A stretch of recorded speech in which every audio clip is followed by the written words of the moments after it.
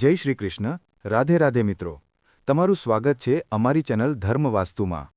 સનાતન ધર્મમાં ગાયને માતા લક્ષ્મીનું સ્વરૂપ માનવામાં આવે છે. એવી માન્યતા છે કે જો નિસ્વાર્થ ભાવથી ગાયની સેવા કરવામાં આવે તો ઘરમાં સુખ, સમૃદ્ધિ અને શાંતિ જળવાઈ રહે છે. પરંતુ એક મોટી સાવધાની પણ જણાવવામાં આવી છે. કેટલીક વસ્તુઓ એવી હોય છે જે ભૂલથી પણ ગાયને ન ખવડાવવી જોઈએ. આવું કરવાથી માં લક્ષ્મી નારાજ થઈ શકે છે અને દુર્ભાગ્ય ઘરમાં પ્રવેશ કરી શકે છે. તો આજે અમે તમને જણાવીશું તે 3 વસ્તુઓ જે ક્યારેય પણ ગાયને ન ખવડાવવી જોઈએ. આ જાણવું દરેક સનાતન ધર્મ માનવાવાળા માટે જરૂરી છે. કહેવાય છે કે ગાયની સેવા કરવાથી ઘર પરિવાર સુખી અને સંપન્ન રહે છે.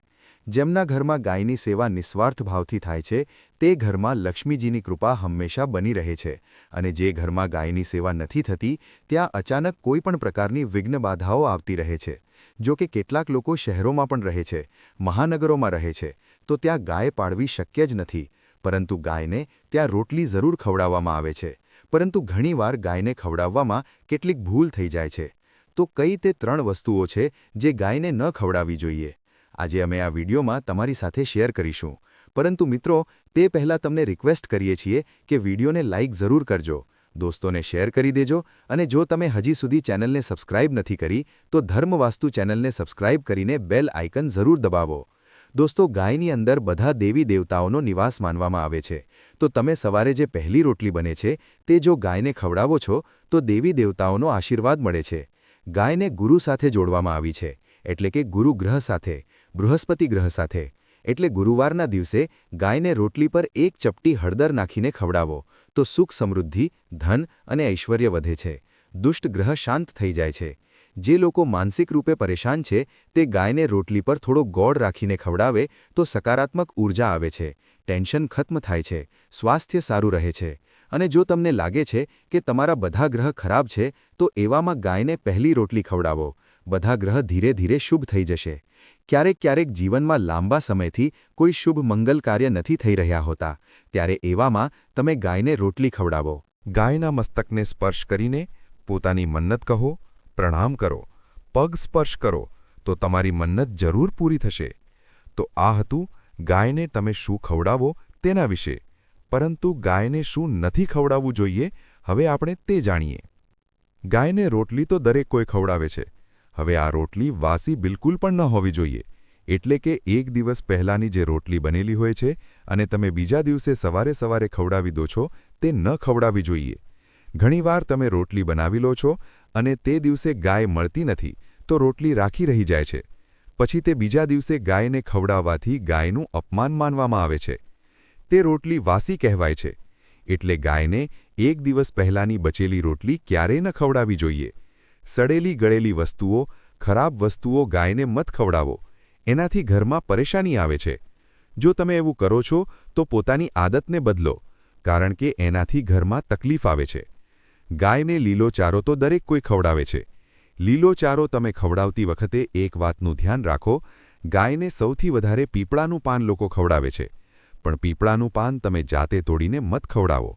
બીજી વાત, તમે ઘરમાં શાકભાજી લાવો છો તો શાકભાજીના પાન આવી જાય છે, તો એમાંથી સારી વસ્તુઓ તોડીને રાખીને વધેલું ઝૂઠું તમે ગાયને ન ખવડાવો.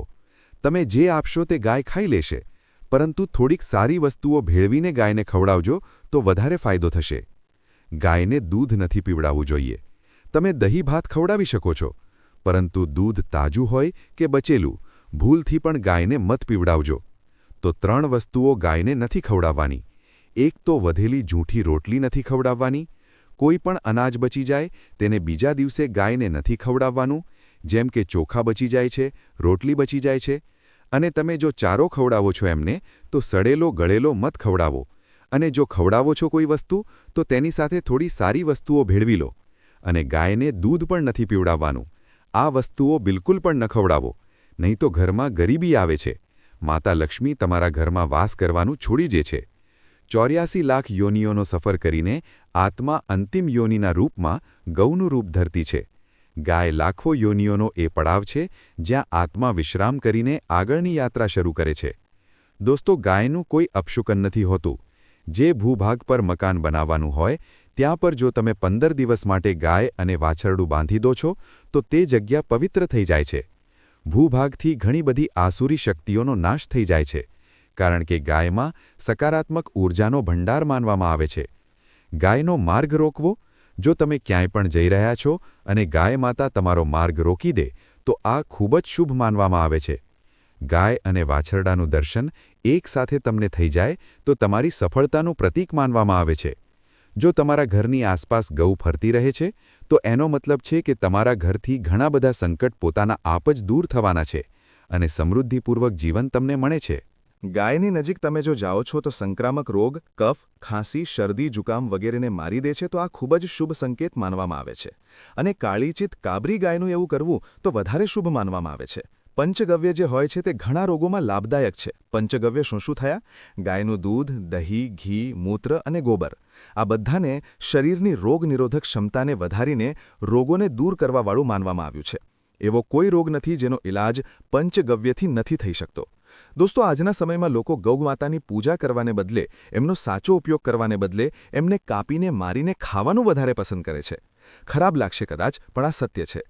અને ગાયને રોટલી આપવાથી ન કેવળ સુખ સમૃદ્ધિની પ્રાપ્તિ થાય છે, પરંતુ બરકત પણ થવા લાગે છે. જો તમે ગૌને પાળી શકો તો સારી વાત છે, પરંતુ આજના મોડર્ન યુગમાં જ્યાં લોકોની કદાચ પોતાની ઘરની અંદર રહેવાની જગ્યા નથી, એવામાં ગૌને રાખવું થોડું કઠિન અને મોંઘું થઈ શકે છે. એવામાં તમે ગૌને રોટલી આપો. ઓછામાં ઓછી રોટલી આપીને તમે સુખ સમૃદ્ધિને પ્રાપ્ત કરી શકો છો. તમારા ઘરમાં બરકત થવા લાગે છે. અમારા વડીલો હંમેશાથી કહેતા આવ્યા છે કે ગાયને રોટલી ખવડાવવી જોઈએ, પરંતુ સમય સ્થિતિના કારણે ગાયની સેવા દરેક કોઈ નથી કરી શકતું. પરંતુ ઓછામાં ઓછી રોટલી તો તમે ખવડાવી શકો છો. જો રોટલી પણ નથી ખવડાવી શકતા, જેમ કે ઘણા બધા આપણા ભાઈ બહેન મલેશિયા વગેરેમાં, લંડન વગેરેમાં બેઠા છે, એમને ગાય નથી મળતી, એ પૂછે છે કે અમે કેવી રીતે ગૌસેવા કરીએ. તમે એવું કરી શકો છો, તમે ગૌના નામના પૈસા કાઢતા જાઓ અને પછી તમે ચાહો તો ક્યારેક ભારત આવો તો તમે ગૌશાળામાં દાન દો, અથવા તમે ચાહો તો ત્યાં જ કોઈ ગરીબને ગૌના નામની રોટલીઓ ખવડાવો. કોઈ પણ અનાથ આશ્રમમાં ચાલ્યા જાઓ, કોઈ વૃદ્ધાશ્રમમાં ચાલ્યા જાઓ, કોઈ પણ બીજા સફેદ પશુને તમે ભોજન કરાવો. આ પણ તમારા માટે ખૂબ સારું પરિણામ આપશે. ઓછામાં ઓછી રોટલી જરૂર ખવડાવો. અમારા દેશમાં ઘણી જગ્યાએ જોવામાં આવ્યું છે અને ઘણા લોકોનો પ્રશ્ન આવે છે કે અમે જૂઠી રોટલી ગાયને આપીએ છીએ. શું આ સાચું છે કે ખોટું? અમે જૂઠું ખાવાનું, બચેલું ખાવાનું ગાયને ખવડાવીએ છીએ, એટલે જે બચી જાય છે એ ગાયને હવાલે કરી દેવામાં આવે છે. તો તમને જણાવી દઈએ દોસ્તો, રામાયણ કાળમાં ગૌ માતાને એક શ્રાપ મળ્યો હતો. એ જ કારણે આજે એમના સાથે એવું થઈ રહ્યું છે. એ જ શ્રાપના કારણે ગૌ માતામાં દેવી દેવતાઓનો વાસ હોવા છતાં પણ એમને જૂઠું ખાવું પડે છે. અહીંયા સુધી કે પોલિથીનથી પણ ખાય છે, જો કે આ કોઈ પણ રીતે યોગ્ય નથી. તમને જણાવી દઈએ, વાલ્મીકી રામાયણમાં સીતા દ્વારા પિંડદાન આપીને દશરથની આત્માને મોક્ષ મળવાનો સંદર્ભ આવે છે. જે લોકો જાણતા હશે એ જાણે છે કે વનવાસ દરમિયાન ભગવાન રામ, લક્ષ્મણ અને સીતા પિતૃપક્ષ દરમિયાન શ્રાદ્ધ કરવા માટે ગયાધામ પહોંચ્યા. ત્યાં શ્રાદ્ધ કર્મ કરવા માટે જરૂરી સામગ્રી એકઠી કરવા રામ અને લક્ષ્મણ તો ચાલ્યા ગયા અને સામાન લઈને ના આવ્યા. આમ બપોર થઈ ગઈ. પિંડદાનનો સમય નીકળતો જ જઈ રહ્યો હતો. સીતામાં ગભરાવા લાગ્યા. ત્યારે દશરથની આત્માએ પિંડદાનની માંગ કરી દીધી. હવે ગયાજીની આગળ ફલ્ગુ નદી પર એકલા સીતાજી મુશ્કેલીમાં પડી ગયા. તેમણે ફલ્ગુ નદીની સાથે વૃક્ષ, કેતકીના ફૂલ અને ગાયને સાક્ષી માનીને બાલુનો પિંડ બનાવ્યો અને સ્વર્ગીય રાજા દશરથ પોતાના સસરાને નિમિત્તે પિંડદાન કરી દીધું. થોડી વારમાં ભગવાન રામ અને લક્ષ્મણ જ્યારે લોટ્યા તો તેમણે કહ્યું કે સમય નીકળી જવાના કારણે મેં પિંડદાન કરી દીધું. વિના સામગ્રીએ પિંડદાન કેવી રીતે થઈ શકે છે? એટલે રામજીએ સીતામાંથી પ્રમાણ માંગ્યું. ત્યારે સીતા માતાએ કહ્યું કે જે ફલ્ગુ નદીની રેતી છે, કેતકીના ફૂલ છે, ગાય છે અને વડવૃક્ષ છે, જે મારા દ્વારા કરવામાં આવેલા શ્રાદ્ધ કર્મની ગવાહી આપી શકે છે. આટલામાં ફલ્ગુ નદી, ગાય અને કેતકીના ફૂલ ત્રણેય આ વાતથી ફરી ગયા. તેમણે કહ્યું સીતામાં જૂઠું બોલી રહ્યા છે, માત્ર વડવૃક્ષે સાચી વાત કહી. ત્યારે સીતાજીએ દશરથનું ધ્યાન કરીને તેમની પાસેથી જ ગવાહી આપવાની પ્રાર્થના કરી. દશરથજીએ સીતામાની પ્રાર્થનાને સ્વીકાર કરીને ઘોષણા કરી કે એન વખત પર સીતાએ મને પિંડદાન કરી દીધું. આના પર રામ આશ્વસ્ત થયા, પરંતુ ત્રણેય ગવાહો દ્વારા જૂઠું બોલવા પર સીતાજી એમનાથી ક્રોધિત થઈ ગયા અને તેમને શ્રાપ આપ્યા. ફલ્ગુ નદીને કહ્યું કે જા, તારું નામ માત્ર નદી રહેશે, પરંતુ તારામાં પાણી ક્યારે નહીં રહે. આ કારણે તમે પણ જાણતા હશો, જે લોકો જાણે છે, ફલ્ગુ નદી આજે પણ ગયામાં સૂકી જ રહે છે. ગાયને શ્રાપ આપ્યો કે તું પૂજ્ય હોવા છતાં પણ લોકોનું જૂઠું ખાઈશ, અને કેતકીના ફૂલને શ્રાપ આપ્યો કે તને પૂજામાં ક્યારે પણ નહીં ચડાવવામાં આવશે.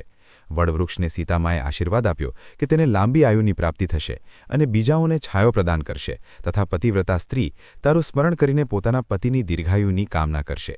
એ જ કારણ છે કે ગાયને આજે પણ જૂઠું ખાવું પડે છે. કેતકીના ફૂલને પૂજાથી નિષિદ્ધ બતાવવામાં આવ્યું છે. ફલ્ગુ નદીના તટ પર જળ નથી. સીતાકુંડમાં પાણીના અભાવમાં માત્ર બાલુ કે રેતીમાં પિંડદાન કરવામાં આવે છે. દોસ્તો, શાસ્ત્રો મુજબ ગૌમાતામાં બધા દેવી દેવતાઓ નિવાસ કરે છે. 33 કોટી દેવી દેવતા અને પિતૃઓનો નિવાસ હોય છે.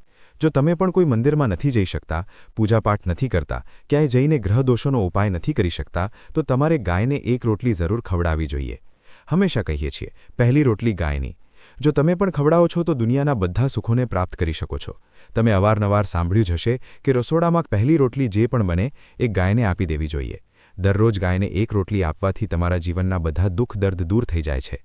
ખાવાનું બનાવતી વખતે હંમેશા પહેલી એક રોટલી ગાયની કાઢી દો. એના પછી જ પરિવારના બાકી સભ્યો માટે તમારે રોટલીઓ શેકવી જોઈએ. કોશિશ કરવી જોઈએ કે ગાયની એ રોટલીમાં થોડી હળદર ભેળવી દો. એનાથી ગાયને રોટલી ખવડાવવાનું અપાર ફળ પ્રાપ્ત થાય છે. જો ગુરુવારનો દિવસ હોય તો લુઓ લઈ લો. સનેલા લોટની એક નાની લુઈ બનાવી લો અને એમાં હળદર ભેળવીને ગાયને ખવડાવી દો. તમારા જીવનમાં શુભતા આવે છે, વૈભવ આવે છે, ધન સંપત્તિનો વાસ હોય છે. તમે જે પણ હાંસિલ કરવા માંગો છો જિંદગીમાં, તો તમે જોશો કે તરત જ તમને મિનિટોમાં તે હાંસિલ થઈ જાય છે. એવી જ રીતે તમને મીઠાનો એક ઉપાય બતાવીએ છીએ. મીઠું શું છે? મીઠા વિના તો દરેક સ્વાદ અધૂરો છે, અને સાથે જ જો મીઠું ન હોય, જીવનમાં તો સ્વાદહીન થઈ જાય છે. જેટલું આપણે ખાવામાં મીઠાને આવશ્યક માનીએ છીએ, એટલું જ જ્યોતિષમાં મીઠાને આવશ્યક જ માનવામાં આવે છે, અને આને કરજની વસ્તુ માનવામાં આવે છે. કોઈનું મીઠું ખાવાનો અર્થ શું હોય છે? એનો કરજદાર હોવું. તમે સાંભળ્યું જ હશે, મીઠાનું કરજ અદા કરવું છે. એટલે જો તમે જીવનને સુગમ બનાવવા માંગો છો, સરળ બનાવવા માંગો છો, તો મીઠાનો એક આસાન પ્રયોગ અમે તમને આજે બતાવીશું. તમે જુઓ કે કેટલા તમને સકારાત્મક પરિણામ મળે છે. અને એટલું આસાન છે કે આના માટે તમારે વધારાની મહેનત કરવાની કોઈ જરૂર નથી. માત્ર તમારે પોતાના ઘરમાં બનેલી સૌથી પહેલી રોટલી લેવાની છે અને એના પર થોડું મીઠું રાખી દો. હવે તમે પૂછશો, કયું મીઠું રાખીએ? તો સૌથી બેસ્ટ છે તમે જાડું મીઠું, ડેઈલીવાળું મીઠું, સસ્તું મીઠું જે પણ છે એ રાખો. કાળું મીઠું નથી રાખવાનું, તમારે સફેદ મીઠું જ રાખવાનું છે. તો મીઠું રાખી લો અને પછી આ રોટલીને કોઈ કપિલા ગાયને તમારે આપી દેવાની છે. કપિલા ગાય એટલે સફેદ રંગની ગાયને તમારે ખવડાવી દેવાની છે. જો તમને કપિલા એટલે સફેદ ગાય નથી મળતી, તો તમે આ રોટલી કોઈ પણ ગાયને ખવડાવી દો. પરંતુ જો તમને કોઈ એવી ગાય દેખાઈ જાય, તો સૌથી પહેલાં સફેદ ગાયને જ ખવડાવવાનું પસંદ કરો. તમને જણાવી દઈએ દોસ્તો, આ ઉપાય તમારી દરેક સમસ્યાને જડથી દૂર કરી દે છે. ચાહે તમારા ઘરમાં કોઈ મોટી કલહ હોય, કોઈ પારિવારિક વાદ-વિવાદ હોય, આ ઉપાય કરીને તમારા ઘરમાં સુખનો વાસ થવા લાગે છે. જે પણ ધનની કમી હોય, બાળકોનો અભ્યાસ હોય, કરિયરમાં અસફળતા હોય, બધી મુશ્કેલીઓ તમારા જીવનની દૂર થવા લાગે છે. પરંતુ ગાયને રોટલી આપતી વખતે મનમાં એવી કોઈ ભાવના ન રાખવી કે અમે રોટલી ખવડાવીએ છીએ અથવા અમે ખૂબ મોટા દાની છીએ. નહીંતર આ સ્થિતિમાં પુણ્યફળની પ્રાપ્તિ સંચયવાળી પરિસ્થિતિ આપે છે. ગાયને રોટલી ખવડાવવાથી નિયમથી બરકત ઉપરાંત તમે જોશો ધન સંપત્તિમાં દિવસે દિવસે વધારો થવા લાગે છે અને તમારા ઘરના ગ્રહ દોષોથી તમને મુક્તિ મળે છે. જો તમારા પણ ઘરમાં ધનની કમી છે તો તમારે આ ઉપાય જરૂર કરવો જોઈએ. કોઈ પણ દિવસે કરો. જો શ્રાવણનો પવિત્ર મહિનો છે તો દરેક દિવસ શુભ છે. તમે જે દિવસે ચાહો એ દિવસથી કરી શકો છો. અને તમે જોશો આ ઉપાય કરવાથી તમારા ઘરથી ધનની કમી બિલકુલ ઝટથી દૂર થઈ જાય છે. તો આ ઉપાય તમે જરૂર કરી લેજો.